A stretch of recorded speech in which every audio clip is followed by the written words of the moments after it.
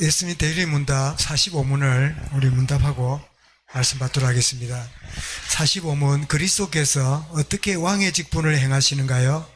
그리스도께서 한 백성을 제사 세상으로부터 자기를 불러내시고 저희들을 교직자들과 율법과 권능을 두시고 그로 말미암아 그들을 유형적으로 다스리심으로 왕의 직분을 행하신다. 택하신 자에게 구원의 은혜를 주시고 순종하면 상 주시고 범죄하면 징계하신다. 모든 시험과 고난 중에서 그들을 보존하시고 지켜주실 뿐 아니라 그들의 모든 적을 물리쳐 정복하심으로 모든 것은 자신의 영광과 그들의 선을 위하여 권세로 처리하시고 하나님을 모르고 복음을 순종하지 않는 나머지 사람들에게 원수를 갚으신다. 이런 왕의 직분을 지금도 행하고 계신다는 거죠. 예, 우리 신앙생활 중에 제일 듣기 싫은 게 고난을 겪는다. 더 심한 거는 내가 징계를 당한다. 여기에 대해서 굉장히 불편한 그런 우리의 그 느낌이 있는데요. 왜 고난이 징계가 우리에게 찾아오는가 하는 부분을 오늘 히브리서 12장에서 나오는 부분을 함께 말씀을 받도록 하겠습니다. 우리 서론으로 보면 일반적인 교회가 몇 가지 유형이 있고 이런 변화를 이렇게 겪어가는데요. 대부분의 교회가 첫 번째 시작되면 어떤 단계에 있는가 하면 예배와 기도, 전도, 구제, 본질에 힘씁니다.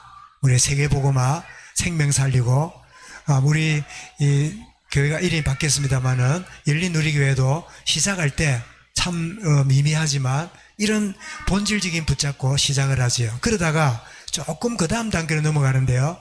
교회가 조금 사람들이 모이고 하면 조직화되고 행사 중심적인 교회로 이렇게 되면서 재밌습니다.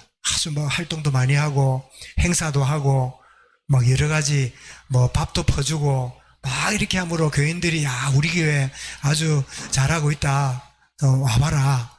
그냥 나름대로 활기가 있는 우리 교육부 아이들 체제가 잘 되어 있다. 와봐라. 이런 식으로. 그러다가 세 번째 단계로 이제 교회가 옮겨가는데요.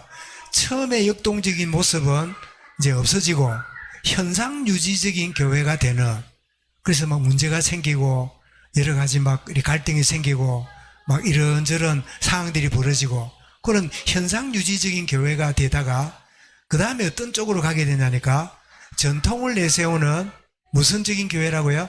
박물관적인 교회입니다. 우리 교회가 봐라. 이때 이렇게 크게 짓고 잘 짓고 아주 서울에서 한국에서 경남에서 제일 큰 교회 이러면서 이제 박물관적인 이런 단계를 거쳐오는데 요거는 교회뿐 아니라 개인 신앙도 그렇습니다. 같이 시작할 때는 뜨겁고 아이 같은 순수함이 있다가 조금 지나면 직분도 맡아가 헌신도 하고 이러다가 조금 더 지나면 이제는 그저 타성에 젖어서 신앙생활 하다가 그 다음에 뭐죠? 전통을 내세우고 내가 이런 믿음이 있었다고, 내가 이렇게 헌신했다고, 옛날에 내가 이만큼 헌신했다고 이러면서 박물관적인 이런 쪽으로 나아갈 수 있는, 그래서 이게 따져보면 이 첫 단계는 뭐죠? 초대교회 같고, 두 번째 단계는 뭐죠? 유럽교회 같고, 세 번째 단계는 뭐죠? 미국교회 같고, 지금 유럽교회 같은 점점점 가면서, 그러면서 전도율이 20%가 넘으면요, 교회 부흥이 이제 줄어들고 현상 유지로 들어가면서 점점 이제 박물관적인 교회로 바뀌는 한국교회가 서서히 그런 어떤 가운데 빠질 수 있는 것을 보면서 늘 우리는 어디로요? 초심으로, 처음으로 돌아가자. 본질로 돌아가자.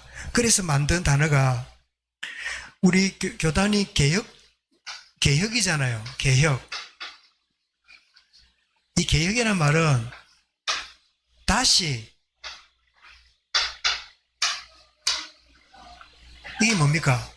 원래 폼으로 돌아가자. 원래 있던 본질을 잃어버렸다. 그래서 처음으로 돌아가자 라고 말하는 이게 개혁입니다. 그러면 처음은 뭘까요? 그게 바로 오직 그리스도를 말했던 초대교회를 의미하지요.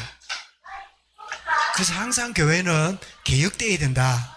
항상 물이 재밌고 신나더라도 아니면 딱 내려놓고 이렇게 개혁되어야 된다 하는 사실을 우리 잊지 않는.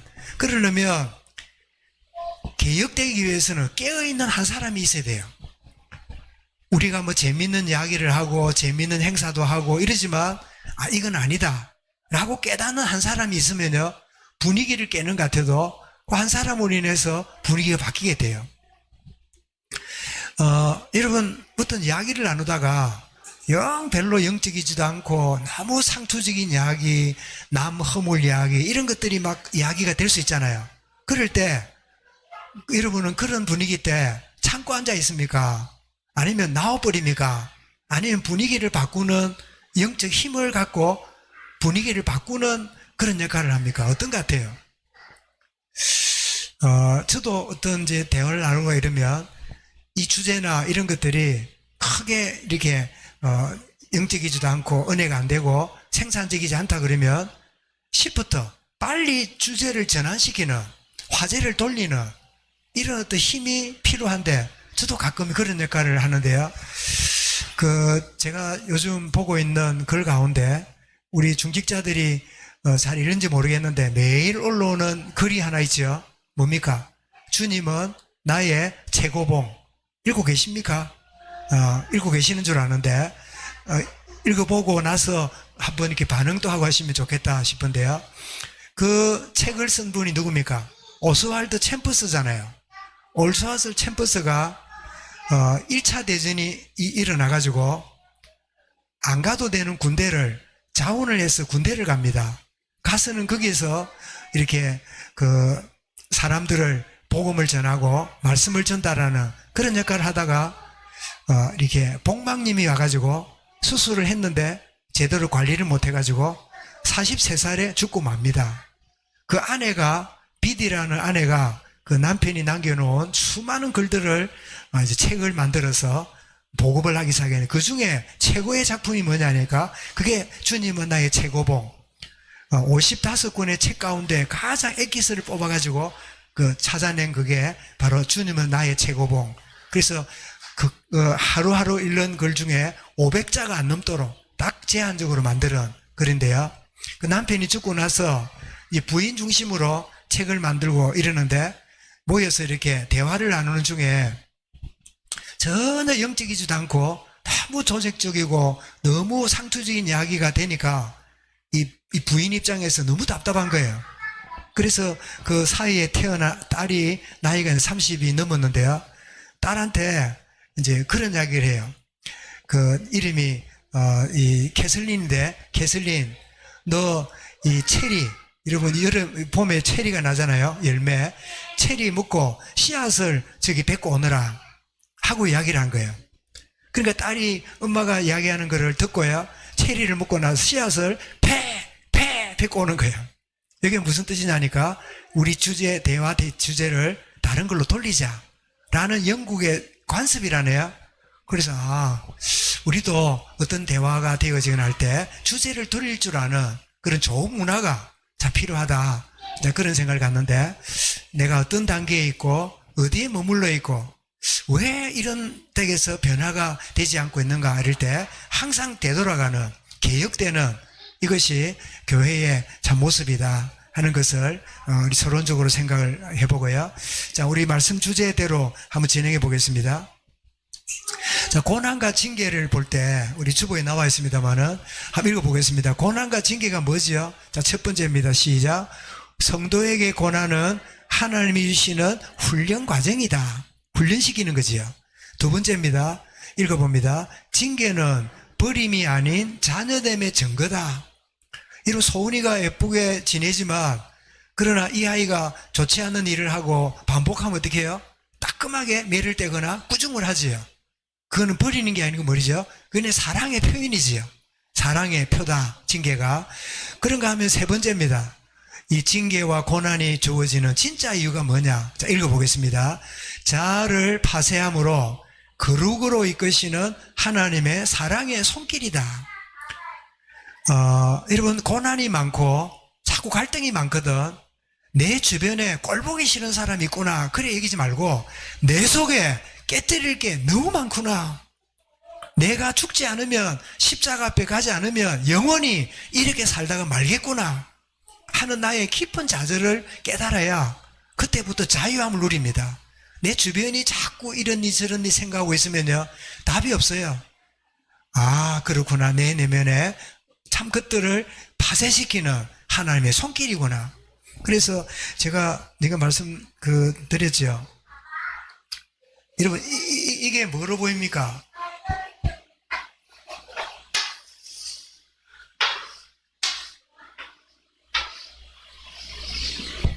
이게 뭐로 보이십니까? 예, 매달아 놓은 종이죠. 예? 옛날에 왜 이런 산소통 갖고 망치 갖고 땡땡 치면 새벽 기도하고 이랬잖아요. 농촌교회. 그런데 이제 이거 줄을 당기면 왔다 갔다 하면서 종이 옆에 종을 당기잖아요. 그래서 망치가 이 종을 때리면 종이 소리가 나잖아요. 이제 종을 때립니다. 그러면 두 가지 소리 납니다. 맑은 소리가 나는 종이 있고요. 아주 이 소음 같은 소리가, 소음의 소리가 나는 종이 있습니다. 맑은 소리는 왜 맑게 될까요? 종이 잘 보관되고 있기 때문이죠. 근데 소음이 나는 이유는 뭘까요? 이 종이 깨어졌거나 이게 하자가 있는 종이에요. 그럼 여쭤보겠습니다. 이게 누굽니까? 납니다. 이 망치가 누굴까요? 망치는 타인입니다. 아내가 될 수도 있고, 부모, 자식, 남편 될 수 있지요. 직장의 상사가 될 수 있지요. 이 타인이 나를 건드립니다. 건드릴 때 무슨 소리가 나요? 맑은 소리가 날 수 있고 소음이 날 수 있어요. 그러면 맑은 소리가 나고 소음이 나는 게 망치 때문입니까? 나 때문입니까? 누구 때문에 맑은 소리가 나고 누구 때문에 소음이 날까요? 나예요. 하나님은 이 타인의 망치를 통해서 내가 어떤 상태인가를 알아라고 망치를 두드리시는 거예요. 근데 우리는 누굴 탓해요? 망치를 자꾸 미워해요. 나 망치 저거 없으면 좋겠다. 저기 꼴보기 싫어서 이 망치 이것 때문에 나 못 살겠다. 그러고 했는데 문제는 뭐죠? 망치질을 하면 할수록 맑은 정상적인 종은요, 맑은 소리가 나요. 사람들이 그 종소리를 듣고요, 안식을 누려요. 그래서 우리는 내가 깨어져 있는 상태를 모르고 자꾸 누가 나를 건드려서 된 걸로 남 탓을 하고 있는, 여기에서부터요, 어땠습니까? 문제가 계속해서 시작이 되면서 어려움이 되고 문제가 오게 되죠. 그래서 하나님이 징계하시는 세 번째가 뭐라고요? 나를 파쇄하고 진짜 나를 발견하는 하나님의 사랑의 손길이다. 그래서 히브리서 9장에서 우리 한번 본 말씀입니다만은 2장 9절을 우리 한번 읽어보도록 하겠습니다. 2장 12장이죠. 1절을 뺐습니다. 오늘 말씀에 나와 있는 그대로 읽어보겠습니다. 육신의 아버지가 우리를 징계하여도 공경하거든 하물며 모든 영의 아버지께 더욱 복종하며 살려하지 않겠느냐. 그래서 정상적인 자녀는 부모가 꾸중하고 징계하면 부모를 더 공경해요. 그죠? 그런데 그 징계의 이유를 모르면요, 어떻게 돼요? 부모하고 관계가 깨어져요. 이제 그게 오늘 현대를 살아가는 부모 자식 간의 이상한 관계가 되었어요. 정말 징계할 때, 나를 바르게 하는 부모의 사랑이구나. 10절에도 읽어보겠습니다. 오직 하나님은 우리의 유익을 위하여 그의 거룩하심에 참여하게 하시느니라. 뭘 위해서요? 유익하도록. 그치? 망치를 이런 두드리면 이 좋은 종은 뭐예요? 맑은 소리를 자꾸 내는 기회잖아요. 유익을 위하여. 하나님의 유익을 위하여 고난과 징계를 우리가 허락하신다 하는 사실이고, 그 다음 보겠습니다. 자, 그것이 성장과 성숙의 과정입니다. 여러분, 성장해 갈 때 이런 것들이 필요하다는 거죠. 자, 우리는 구원은 받았지만 영적으로 미숙한 어린아이의 상태로 우리가 머물 때가 많습니다. 고린도 3장 1절 읽어보겠습니다. 내가 육신에 속한 자 곧 그리스도 안에서 어린아이를 대함과 같이 하노라. 그래서 제가 가끔 목회자 만나면 우리 교회에 어른 유치원을 하나, 유치부를 만들어 갖고 관리를 해야 되겠다, 그런 이야기를 해요. 왜냐하면 그 어른인데 너무 어린아이 같아요. 그래서 교인들한테, 여러분 제가 기도하고 여러분 중에 뭐 직분이 누구든지 간에 나이가 얼마든지 간에 유치부 들어가면 좋겠다 싶은 사람 명단을 곧 발표하겠습니다. 이래 하면 교인들이 다 긴장을 해갖고 나를 유치부에 넣으려고 한 거 아닌가, 그래 되면 아마 틀림없이 교회 시험 들어가지고 유치부 넣었다고, 뭐 내가 나이가 얼마인데, 내가 직분이 뭔데 나를 유치부에 넣다니 라고 우리 소은이하고 같이 앉아갖고 잼잼 진진 이러고 있으면, 야 나는 더 이상 이게 안 나간다, 그래 안 하겠나 싶어 참아 못하는데, 그런 마음이 저부터 어린아이 같은 이런 부분이 참 있잖아요. 그런가 하면 믿음으로 구원을 받았지만 어린아이니까 뭐예요? 어린아이 상태니까 속임수와 이 미혹에 잘 빠집니다. 잘 미혹에 빠지는. 에베소 4장 14절 읽어보겠습니다. 어린아이가 되지 아니하여 사람의 속임수와 간사한 유혹에 빠져서 온갖 교훈의 풍조에 밀려 요동하나니 아이들이 쏟기 쉬워요. 그런가 하면 미성숙 하니까 뭐에 빠져요? 자기중심적인 이기적인 성향으로 신앙생활을 하는. 그래서 이걸 보고 뭐라 그럽니까? 어른아이예요. 어른이지만 아이예요. 제가 오전에 말씀드린 대로 제가 자료를 찾는 중에 어른아이 모습을 그린 그런 교훈 그림들이 있더라고요. 한번 찾아봤는데요. 자, 보십시오. 이런 책입니다. 어른들 안에는 누가 산다? 아이가 산다. 자, 어른입니다. 멋지게 꾸며 있는데 그게 누가 있어요? 아이가 딱 있어요. 어른아이. 여기 어른아이입니다. 겉으로는 사장이고 겉으로는 교수고 겉으로는 목사예요. 그 누가예요? 저 속에 어린아이가 살아요. 살면서 열합니다. 그 다음 보겠습니다. 자, 내가 뭘 갖고 싶어요. 자, 보십시오. 어른들이 새 장난감을 갖고 싶은데 어른들의 장난감이 뭘까요? 폰을 갖고 싶어. 근데 핑계댑니다. 이 폰이 이상하고 뭐 잘 안 되고. 그러면서 이 하는 게 뭐죠? 내 속에 어린아이의 심정이 있다는 거예요. 새로운 거 갖고 싶어, 바꾸고 싶어. 그러면서 신상품에 가가지고 어떻습니까? 한정 판매라고. 아, 이거 이번에 안 사면 큰일 난다고. 좋은 조건이라고. 야, 이번에 사야 된다고. 그러면서 이 아주머니가 있는데, 이 아주머니 누가 있죠? 어린아이가 딱 들어있는 거예요.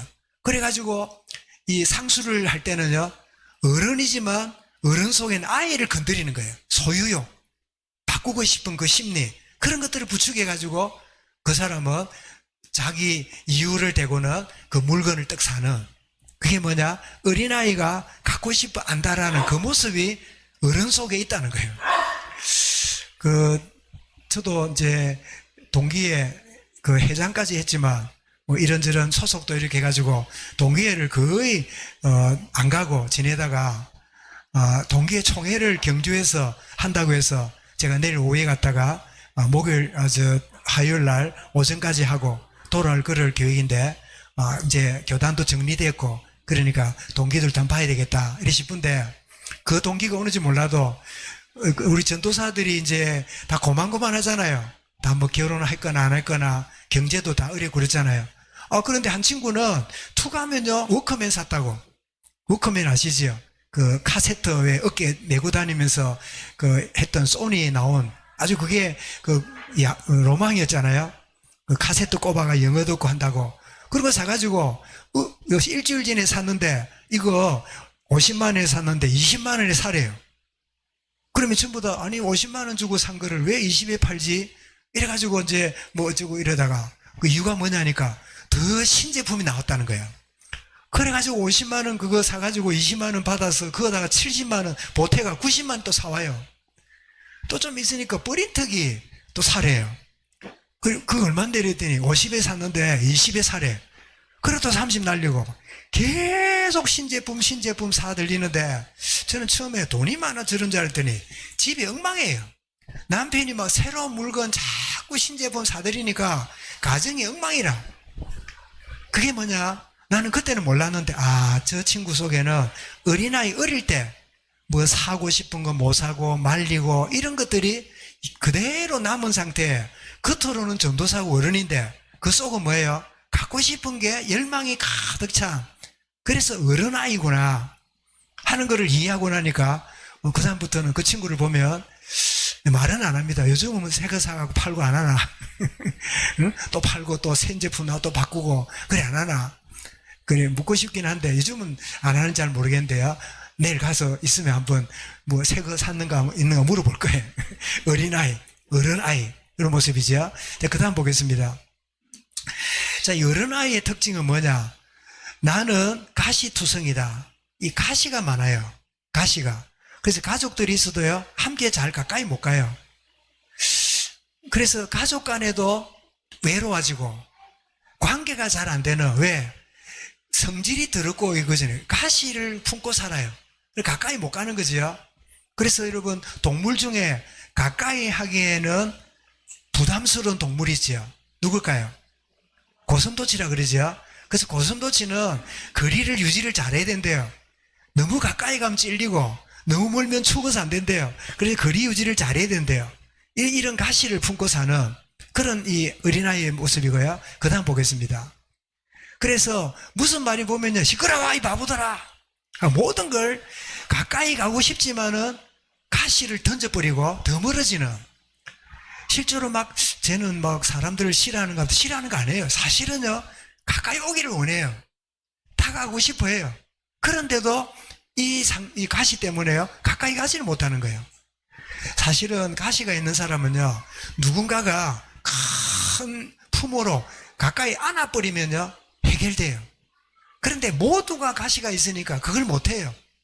그래서 이 바보더라 이러면서 가시 가진 상태로 고함을 질러요. 그 다음 보겠습니다. 그러니까 나를 건드리면 가시에 찔리지 이러면서 막 이러고, 그 주변 사람들은요, 저렇게 눈물 흘리면서 저렇게 찔려가지고 힘들어하면서 고통당하는, 저게 아내일 수도 있고 저게 남편일 수도 있고 자녀일 수도 있고 형제일 수도 있고 여러 관계들이겠죠. 관계가 잘 안 되는 거예요. 그 다음 보겠습니다. 그래서 이게 뭡니까? 글자를 읽어보십시오. 나와 말하는 사람도 아무도 없어요. 너무 외로워요. 할 말이 많아요. 그런데 말을 들어주는 사람이 없어요. 점점점 외로워지는, 그래서 점점점 이 관계가 어려운 그런 모습이죠. 그 다음 보겠습니다. 그래서 모든 사람들은 뭘 갖고 다녀요? 자, 멀쩡하게 지금 정거장에 서 있잖아요. 버스 기다리잖아요. 그런데 저 그림자가 뭐예요? 다 가시예요. 모두가 가시를 들고 다니는 거예요. 가시를 길거리 끌고 다니는 그런 가운데 살아간다. 네, 그런 그림. 지금 제가 이것은 어느 그림책을 제가 이렇게 올려놨길래 찍어서 이렇게 보여드린 겁니다. 그래서 그 다음 보겠습니다. 그래서 이 가시를 가지고 모두가 어떻습니까? 아침에 일어나고 일도 보고 출근도 하고 이렇게 살아가는데, 가시투성이니까 가까이 가지도 못하고 오는 것도 못 받아들이는 그런 가운데 있다. 그럼 어떻게 해야 되죠? 그래서 책의 결론이 이제 있습니다. 그 다음 보겠습니다. 그래서 뭐 어떻습니까? 이제 뽑아내야 돼요. 저 속에 있는 가시부터 뽑아내야 돼요. 살짝 웃으면서 하고 싶은 말이 있거든 이러면서 뽑아내는데, 저는 이것이 하나님의 성령의 치유라고 생각했어요. 우리의 굳은 마음을 제거하시고 돌 같은 마음을 부드럽게 하시는, 참 외과의사 되시는 주님이 역사하시는. 그런데 저기 가시를 뽑는데 너무 강하게 뽑힌 거는, 의사들이 여러분 요즘 잘 모르겠는데 이 어금니나 이거 굉장히 깊은 이 이빨을 뽑을 때 손으로 안 되면 뭐 갖고 뽑습니까? 망치를 가져와가지고 툭툭 치는 거 여러분 혹시 경험해 봤습니까? 옛날에 막 망치 가지고 심지어 벤치를 갖고 그러잖아요. 그래서 우리의 가시를 뽑아내는 게 뭐냐? 하나님의 성령 역사고, 그게 고난과 징계다. 가시 뽑아내는 작업이다. 가시를 제거하는 하나님의 손길이다. 이렇게 여러분 받아들이기 시작하면요, 어느 날 가시가 뽑혀 나가면서 모든 것들이 회복되는, 그래서 예배가 뭐냐, 입을 벌리고 내 속에 있는 가시를 뽑아내는 하나님의 수술대 위에 앉아있는 시간이다. 그런 이 작가가 그런 의도로 그린 건 아닌데, 오늘 많은 사람들이 가시를 가지고 살아가고 있는데 저렇게 뽑아내야 된다는 저 장면을 보면서, 그래, 하나님의 성령이 하나님이 고난과 징계를 주시면서 우리를 바꾸시는 그런 작업을 하신다, 그런 생각이 들어서 이 자료를 여러분에게 보여드린대요. 나중에 올려놓을 테니까 또 확인해 보시겠습니다. 그래서 이 고난과 징계가 뭐냐, 목적이 뭐지요? 본질을 회복시키는 하나님 방법이에요. 본질을 잃어버렸어요. 여러분, 우리의 본질이 뭘까요? 우리 6월달 인사가 뭐라고요? 예? 예? 인사가 뭐라고요?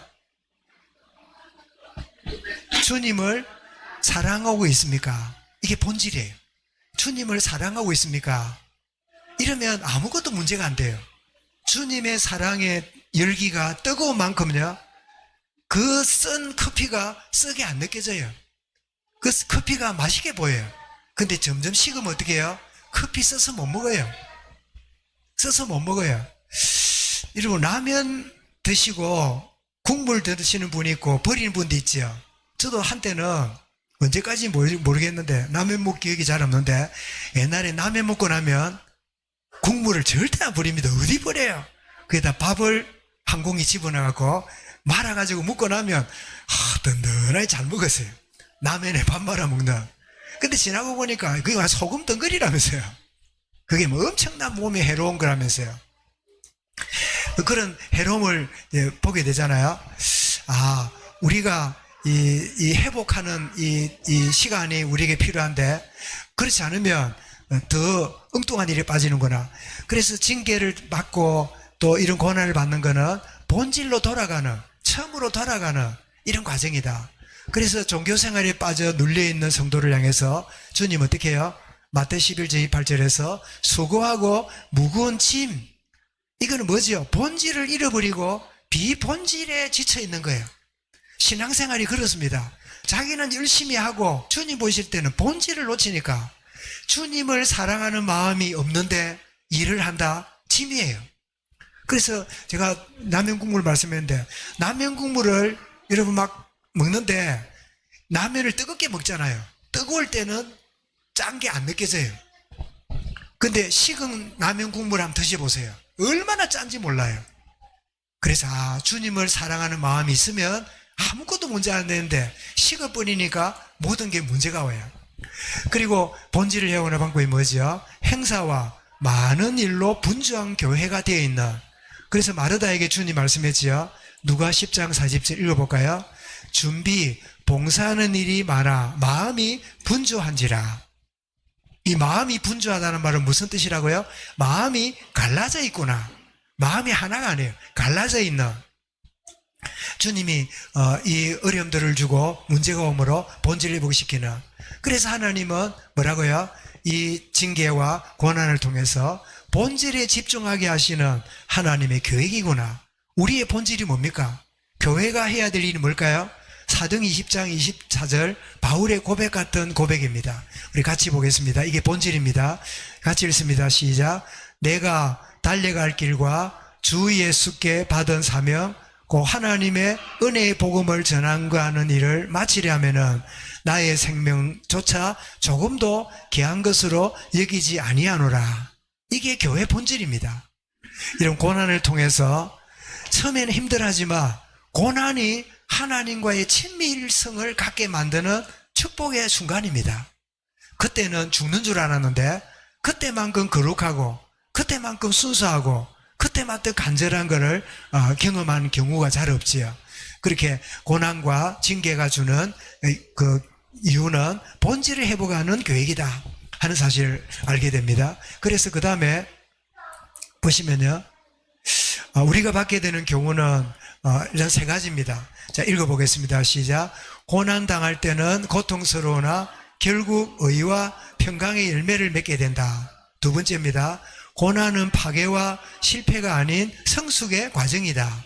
세 번째로 나는 비본질과 본질적인 것을 분별하는 신앙인가를 점검해야 된다. 베드로 3장 15절 점검하라고 말씀하지요. 읽어보겠습니다. 너희 마음에 그리스도를 주로 삼아 거룩하게 하고 너희 속에 있는 소망에 관한 이유를 묻는 자들에게는 대답할 것을 항상 준비하라. 항상 점검하고 내가 본질에 깨어있는가 비본질에 묶여있는가 하는 사실을 진정으로 아는 축복을 누리가는 게 참 중요하다 하는 사실이죠. 오늘 우리 찬양대 헌신예배니까 우리 찬양대원들에게 우리 아는 말씀이기도 하지만 말씀을 잠깐 나누고 마무리하겠는데요. 우리 같이 읽어보겠습니다. 시편 33편 1절입니다. 시작. 너희 의인들아 여호와를 즐거워하라. 찬송은 정직한 자들이 마땅히 할 바로다. 우리가 마땅히 하나님을 찬양하는 이것이 마땅한 일이다. 자, 시편 150편 1절 6절을 읽어보겠습니다. 시작. 할렐루야. 그의 성소에서 하나님을 찬양하며 그의 권능의 궁창에서 그를 찬송할지어다. 호흡이 있는 자마다 여호와를 찬양할지어다. 할렐루야. 호흡이 있는 자마다 여호와를 찬양하라. 그래서 사실은 교회에 찬양대가 있는 게 좋기도 하고요. 사실은 찬양대가 없어도 돼요. 왜냐하니까 우리 모두가 뭐예요? 모두가 하나님을 찬양하는 하나님의 백성들이니까 그렇잖아요. 그래서 정말 호흡이 있다면 하나님을 찬양함이 마땅하다. 그러면서 히브리 13장 15절에도 찬양이 뭐냐 이렇게 말씀합니다. 읽어봅니다. 그러므로 우리는 예수 그리스도로 말미암아 항상 찬송의 제사를 하나님께 드리자. 이는 그 이름을 증언하는 입술의 열매니라. 제가 잊을 수 없는 건 옛날에 지산홍 우리 분이라고 지금 목사 되어서 미국 아틀란타에 목회를 하시는 분인데, 그분이 어릴 때 어린이들 모아서 전공방할 때 감사할 때 되면 뭐 했답니까? 주님 감사합니다. 주님께 찬송가 3장 불러드릴게요. 이래가지고 혼자서 주님께 찬송가를 불러드리고 그런 이야기를 간증할 때 들은 기억이 참 있는데요. 저는 그래 본 적이 없는데 그 순수한 마음이 너무 귀하다. 주님 감사합니다. 어떤 때는 주님 너무 힘듭니다. 이럴 때 내가 주님께 찬송을 드리겠습니다 하고는 찬송을 드리는 것도 얼마나 귀할까, 그런 마음이 듭니다. 우리 입술의 열매가 뭐라고요? 하나님을 찬송하는 거다 하는 사실을 알고 징계와 모든 과정이 본질을 회복하고 하나님과의 관계를 깊게 만드는 이 축복인데, 그래서 하나님과의 이 관계를 유지해 나가는 좋은 방법이 뭐냐?